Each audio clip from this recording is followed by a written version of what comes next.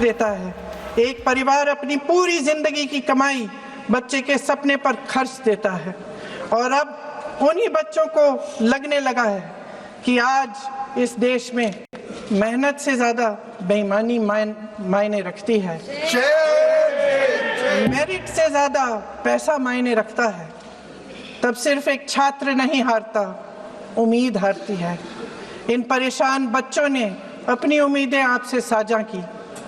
उनकी मांगे क्या थी कि पेपर लीक करके उनके साथ जो बार बार अन्याय किया जा रहा है उस पर कार्रवाई की जाए, कि जो सिस्टम उनके भविष्य को कुचल रहा है उसे सुधारा जाए, कि जो माफिया उन्हें घेरे हुए है उसे हटाया जाए, कि जिस मंत्री के कार्यकाल में यह सब हुआ वह इस्तीफा दे, कि उन पर बर्बरता करने वालों पर कार्रवाई की जाए और उसके लिए माफी मांगी जाए। बस यही उनकी मांग थी ना, कि जो शिक्षा और स्वतंत्र अभिव्यक्ति का अधिकार उन्हें संविधान ने दिया है उसे कायम रखा जाए। महोदय, हमारे एजुकेशन सिस्टम में कुछ समय से बहुत खामियां भर चुकी हैं। बच्चों पे जो प्रेशर डाला जाता है उसकी वजह से सैकड़ों बच्चों ने आत्महत्या कर डाली है। उससे भी ज्यादा बच्चे डिप्रेशन में डूब रहे हैं। परिवारों पर बच्चों को पढ़ाने लिखाने के लिए घूस, capitation fees, tuition fees, coaching fees आदि के घिनौने दबाव हैं। लोन लेने पड़ते हैं, सामान बेचना पड़ता है और उसके बावजूद कोई गारंटी नहीं कि उनके बच्चों के भविष्य मजबूत बन पाएंगे, क्योंकि बेरोजगारी चरम पे है। इस सरकार ने रोजगार पैदा करने वाले सभी सेक्टर्स को लगातार कमजोर किया। एग्जामिनेशन सिस्टम खुद फेल हो गया है। पिछले दशक में 152 पेपर लीक हुए, 750 करोड़ छात्र प्रभावित हुए, मगर एक भी दोषी, एक भी माफिया को सजा नहीं।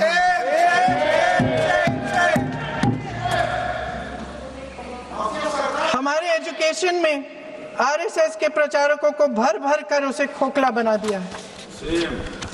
जबरदस्ती एनटीए बनवाकर सिस्टम का केंद्रीकरण करके उसे और भी उलझा दिया। देश के कुल बजट में, हाँ जी जबरदस्ती, आपने अभी अभी सुना तमिलनाडु के हमारे साथी क्या कह रहे थे। देश के कुल बजट में एजुकेशन बजट की हिस्सेदारी हर साल बढ़ाने की बजाय घटती जा रही है। 1.4 लाख करोड़ रुपया का पूरा बजट एजुकेशन बजट है और 1.32 लाख करोड़ सिर्फ नीट देने वाले 22 लाख बच्चों के परिवारों से हर साल खींचा जाता है। एक और शर्मनाक आंकड़ा भी है। 1.4 लाख करोड़ रुपया हमारा पूरा एजुकेशन बजट और 16 लाख करोड़ रुपए जो मौजूदा सरकार ने बड़े उद्योगपतियों के लोन माफ किए हैं। सोचिए कि इस सरकार की प्राथमिकताएं क्या है। सच ये है अध्यक्ष महोदय कि जिस तरह अस्पताल में उस छात्रा की मां का विश्वास पूरे सिस्टम से हट गया है, उसी तरह देश के युवाओं का भरोसा इस पूरे सिस्टम से टूट चुका है। और जब इस तरह देश के भविष्य, हमारे युवा निराश होकर सरकार और सिस्टम से अपना भरोसा हटा देते हैं, तो उस भरोसे को फिर से बनाने के लिए सिस्टम के अंदर से जवाब नहीं ढूंढा जा सकता। उसके दायरे से बाहर निकलना पड़ता है, नए सिरे से ठोस प्रयास करने पड़ते हैं। अफसोस की बात यह है अध्यक्ष महोदय कि इतना हो जाने के बाद भी आदरणीय प्रधानमंत्री महोदय जी और उनके साथी इस सच्चाई को समझ नहीं पा रहे हैं। वे अभी भी ये सोच रहे हैं कि पीआर, नैरेटिव चेंज और पालतू मीडिया के सहारे एक बार फिर उनकी नैया पार हो जाएगी।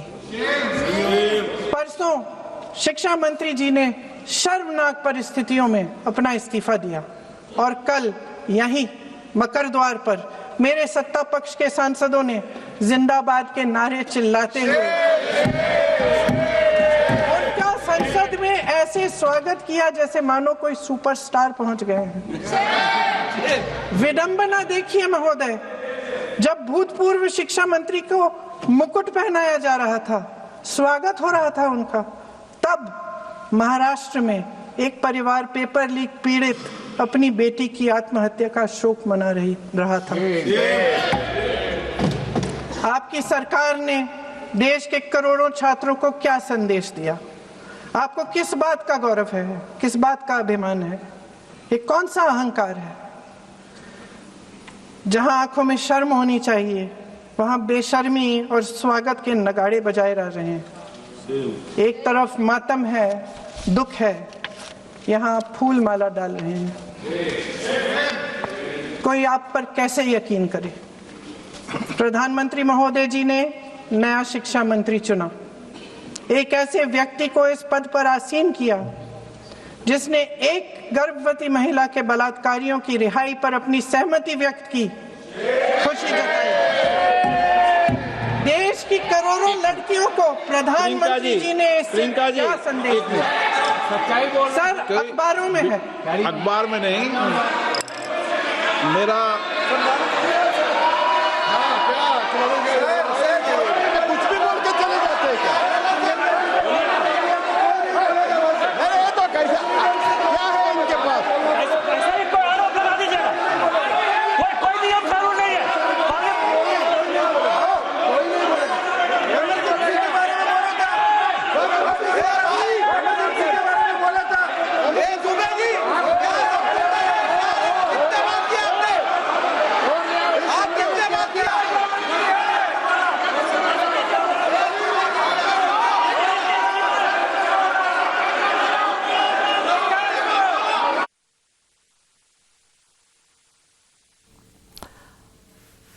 तो आप देख पा रहे थे कि किस तरीके से नए बिल पर बहस चल रही है और एक एक कर जो विपक्षी सांसद हैं अपने वक्तव्य दे रहे हैं और बता रहे हैं कि आखिर सरकार जो नीतियां सामने लेकर आ रही हैं उनका क्या कहना है। हालांकि सभापति दोनों ही पक्षों को बिल्कुल संतुलित लेकर इस सदन को चल रहे हैं। तो बीच में उनके वहां से भी टोका टोकी पहले भी हुए, हमारे यहाँ से भी हुए थे। अभी हम लोग तो शांति से सुन रहे हैं, लेकिन जो अभी अभी हमारे वर्तमान नए शिक्षा मंत्री को जो उन्होंने टिप्पणी की, कैरेक्टर असैसिनेशन है एक तरीके से संसद में, और इस तरीके के भाषा हम उम्मीद नहीं करते हैं। मैं इसमें प्रहलाद जोशी जी ने भी खुद कहा है, एक तो उन्होंने प्रियंका जी ने जो गलत बात कही है रिकॉर्ड पे, उसको रिकॉर्ड से हटा दिया जाए। दूसरा इस तरह का भाषा का इस्तेमाल ना करें। आपने डिबेट से पहले आपने अपील किया कि संसद में डिबेट का स्तर को नहीं गिराना चाहिए। उनके पार्टी के वो सीनियर लीडर है, वो पहली बार चुन के आए हैं, मगर उनके पार्टी में सीनियर है, जिम्मेदारी के साथ बोलना चाहिए। अगर पूरा ऑथेंटिकेट नहीं कर सकते हैं तो मैं ये मानता हूं कि उनको क्षमा मांगना चाहिए सदन से।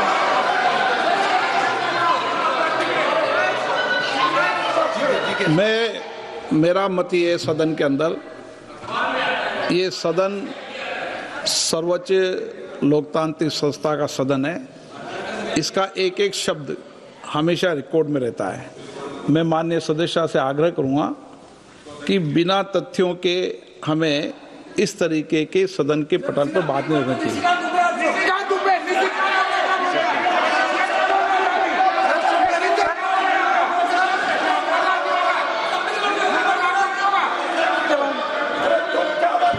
ये तो डिलीट कर दिया, लेकिन आगे भी वो भी डिलीट करा सर।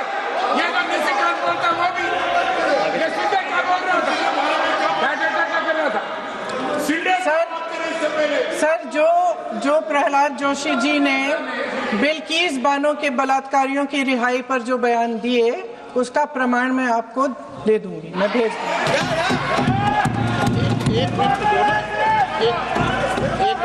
मैं ऑथेंटिकेट कर लूंगा। स्पीकर का डायरेक्शन 115, उनको पहले ऑथेंटिकेट करने के लिए सर, ऑथेंटिकेट करेंगे उसके बाद वो आगे बढ़ेंगे, ऐसा नहीं होगा। पहले ऑथेंटिकेट करने दो सर, उनको ऑथेंटिकेट करने के लिए कहिए, ऑथेंटिकेट करने कहिए उनको।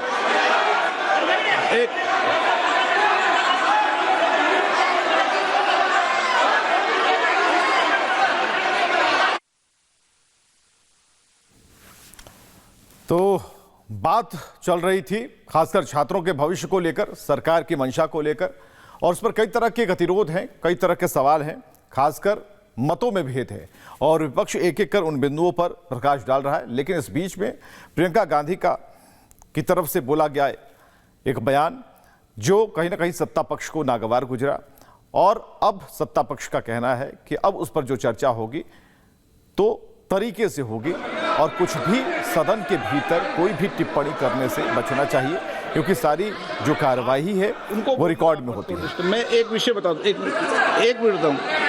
नियम 353 के अंदर फिर मैं एक बार स्पष्ट कर दूं, किसी भी सदस्य द्वारा किसी भी व्यक्ति के विरुद्ध मानहानि या अभियोगात्मक प्रकृति का कोई आरोप नहीं लगाया जाएगा जब तक कि सदस्य ने अध्यक्ष और संबंधित मंत्री को पर्याप्त अग्रिम सूचना नहीं दे दी हो।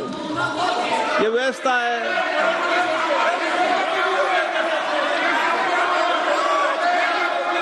क्या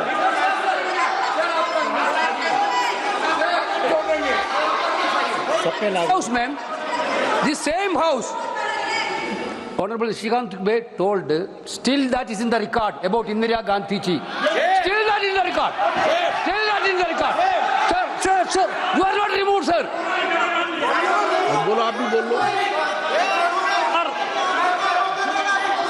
सर, केसी वेणुगोपाल जी ने जो नाम लिया है और मैं नेहरू जी के बारे में जो बात कहा है मैंने, सर, मैं उस पर कायम हूं और मैं किताब जो है ऑथेंटिकेट करने के लिए तैयार हूं। अय्याज थे नेहरू, अय्याज थे। मैं फिर दोबारा रिपीट कर रहा हूं, आई एम अगेन रिपीटिंग।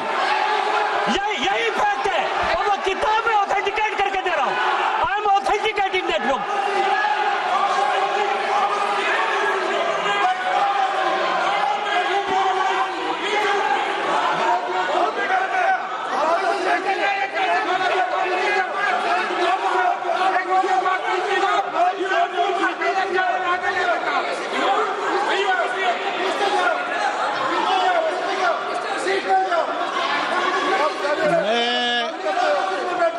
मैं जब आसन पर होता हूं, जो मैं व्यवस्था देता हूं, चाहे सत्ता पक्ष हो या प्रतिपक्ष हो, मैं समान व्यवस्था देता हूं। मैं जब आसन पर होता हूं,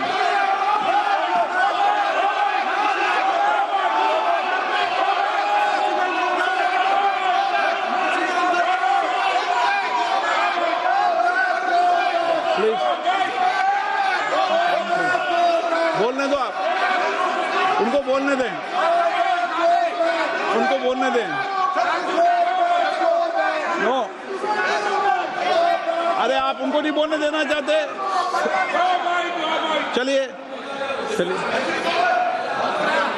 114 प्लीज चाहिए। सर प्रियंका जी को ऑथेंटिक करना चाहिए, ऑथेंटिकेट करना चाहिए, और जो मिस इन्फॉर्मेशन कर रहे हैं, नहीं तो मिस इन्फॉर्मेशन के लिए कार्रवाई करना चाहिए। सर ये क्या कुछ भी बोल के चल सकता है क्या? और procedure for the minister the correcting the mistake 114 में अगर वो आपने जो रूल का जिक्र किया 353 में, मुझे कोई नोटिस नहीं दिया है, मैं इधर प्रेजेंट हूँ, और मैंने ऐसे कैसे बिना ऑथेंटिकेशन बोल सकते हैं मुझे बिना नोटिस दिए हुए? इसलिए मैं इसको खंडन करता हूँ और उसको एक्सपेल करना चाहिए और उनको माफी मांगना चाहिए।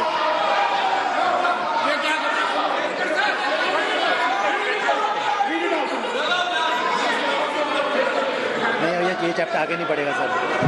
बिल पे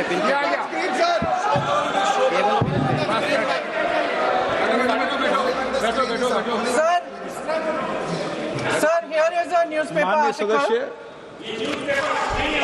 Sir, पूरा बुक ही लेके आए आपने बुक ही लेके आ सकता है। sir, written by a respected माननीय journalist. सदस्य, I will authenticate using this, sir. आप माननीय सदस्य प्लीज इसको छोड़ दें।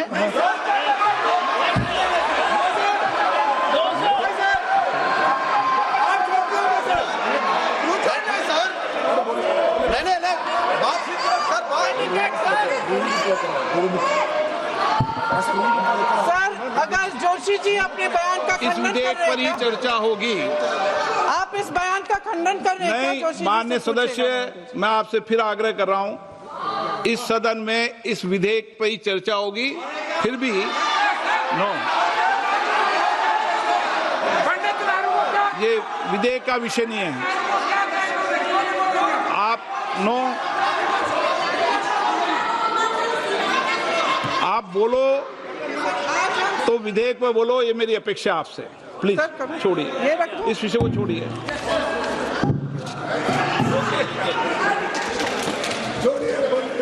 आज हम सदन पटल पर एक ऐसे विधेयक में संशोधन पर डिबेट कर रहे हैं जो 2024 में पारित हो चुका था, और इसमें मुख्य संशोधन यही है कि पेपर लीक के अन्य अपराधों के लिए सजा बढ़ाई जाएगी।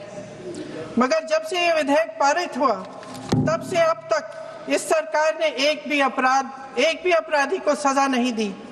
आपने देखा है कि कल और परसों से फेस रिकॉग्निशन द्वारा प्रदर्शन करने वाले बच्चों के नाम और पते सार्वजनिक किए जा रहे हैं, मगर यही काम पेपर लीक करने वाले अपराधियों के लिए अभी तक नहीं किया गया। ना इस विधेयक में पेपर लीक रोकने के कोई ठोस कदम है। इससे देश के युवाओं का भरोसा कैसे बनेगा? अध्यक्ष महोदय, आदरणीय प्रधानमंत्री महोदय जी को आपके माध्यम से मैं कहना चाहती हूं कि शायद उन्हें अपने सलाहकार बदलने चाहिए। वे असलियत से एकदम टूट चुके हैं। नई कमेटियां बनाने से काम नहीं चलेगा। उनका अध्यक्ष चाहे कोई भी हो, राधा कृष्ण कमेटी भी व्यवस्था में सुधार लाने के लिए बनी थी। आज तक उसकी एक सिफारिश लागू नहीं हुई है, और इस नई कमेटी में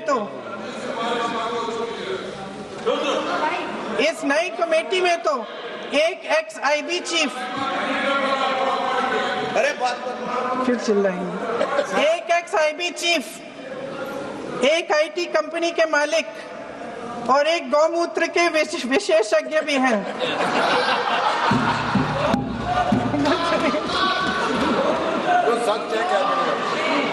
इन्हें शिक्षा के बारे में क्या पता जी? सर सच है। आप आज मेरे से नाराज हो रहे हैं, पर मुस्कुरा लीजिए। वो आपने भी चुनाव लड़ा।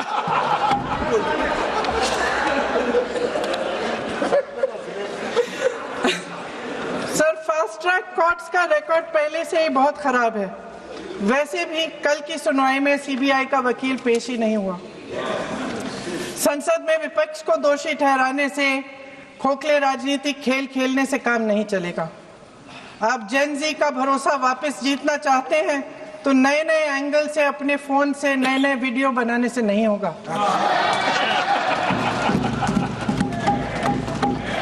प्रधानमंत्री जी को कैमरे का एंगल नहीं, दिल का एंगल बदलना पड़ेगा। ये जनरेशन जागरूक है, समझता है, झूठ पहचानने की उसकी अपार क्षमता है। इनका दिल और दिमाग जीतने के लिए आपको सच्चाई पर उतरना पड़ेगा। आपके शासन के चलते इस नौजवान पीढ़ी के साथ घोर अन्याय हुआ है, बर्बरता हुई है। इस सच्चाई को स्वीकार करिए। अपनी जिम्मेदारी से पीछे हटने से काम नहीं चलेगा। आदरणीय प्रधानमंत्री महोदय जी, आपको जिम्मेदारी लेनी पड़ेगी, ठोस कदम उठाने पड़ेंगे। शिक्षा विशेषज्ञों को इकट्ठा कीजिए, छात्रों, अध्यापकों, सभी स्टेक होल्डर्स को साथ लेकर, अन्य विचारधाराओं के थॉट लीडर्स के साथ गहरी चर्चाएं करवाकर एक नई शिक्षा प्रणाली तैयार कीजिए। मौजूदा नेशनल एजुकेशन पॉलिसी में 8 महीने तो एग्जाम चलते हैं, अध्यापकों को पढ़ाने का समय नहीं मिलता। सिर्फ आरएसएस के लोगों से भरने की बजाय सिस्टम को शिक्षित, एजुकेटेड, उन्नत और उदार दृष्टिकोण के लोगों से भी भरिए, जिनकी योग्यता सिर्फ उनकी विचारधारा न हो। रोजगार पैदा करने के सख्त कदम उठाइए, इस पर फोकस करिए। मेडिकल कॉलेजेस की संख्या बढ़ाइए, चिकित्सा शिक्षा का विस्तार कीजिए, ताकि ये बच्चे जो मेहनत कर के भी अपने भविष्य नहीं बना पा रहे हैं, एक उज्जवल भविष्य का सपना देख पाए। अध्यक्ष महोदय, छात्रों को सड़क से हटाया जा सकता है, लेकिन उनके सवालों को नहीं। हर लाठी जो किसी लड़की पर किसी लड़के पर चली है, वे बच्चों की पीठ से ज्यादा सरकार की साख पर पड़ी है। देश के नौजवान न्याय मांग रहे हैं, भीख नहीं। वे यहाँ सरकार गिराने नहीं, अपना भरोसा बचाने के लिए आए थे। अध्यक्ष महोदय, आपके माध्यम से मैं सरकार को कहना चाहती हूँ, अपनी साख बचाइए, अपनी नीयत ठीक करिए, अपनी अकड़ का इलाज कीजिए, अपने वादों पर अमल कीजिए। आपके शासन में हमने बड़ी बड़ी चोरियां देखी हैं, चुनाव में वोटों की चोरी, राम मंदिर में चंदा की चोरी, आपके उद्योगपति मित्रों द्वारा देश की संपत्ति की चोरी, किसानों की जमीन की चोरी। लेकिन सबसे बड़ी चोरी, हाँ ठीक है, सबसे बड़ी चोरी तब हुई। कहिए, बोलिए।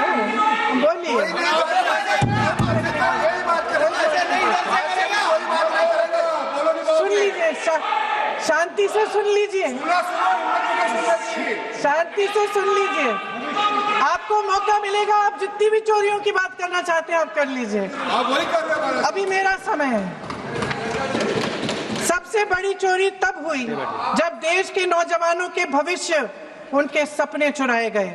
भविष्य की चोरी, सपने की चोरी किसी भी चोरी से कहीं बड़ी होती है महोदय। अगर देश का युवा निराश हो जाए, अगर देश का युवा निराश हो गया, उसकी उम्मीद टूट गई, तो सबसे बड़ी हार भारत की हार होगी। और हम कांग्रेस और विपक्ष के लोग जान दे देंगे, मगर भारत की हार नहीं होने देंगे। जय हिंद। सर, अब तो मुस्कुरा लीजिए, भाषण खत्म।